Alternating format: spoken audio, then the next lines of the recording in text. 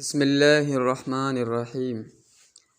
अगर तुम चाहते हो कि लोग तुम्हारे साथ अपना बर्ताव तब्दील कर दें, तो उसके लिए पहले तुम्हें उस रवैये को तब्दील करना होगा जो तुम खुद अपने साथ रवैया रखे हुए हो।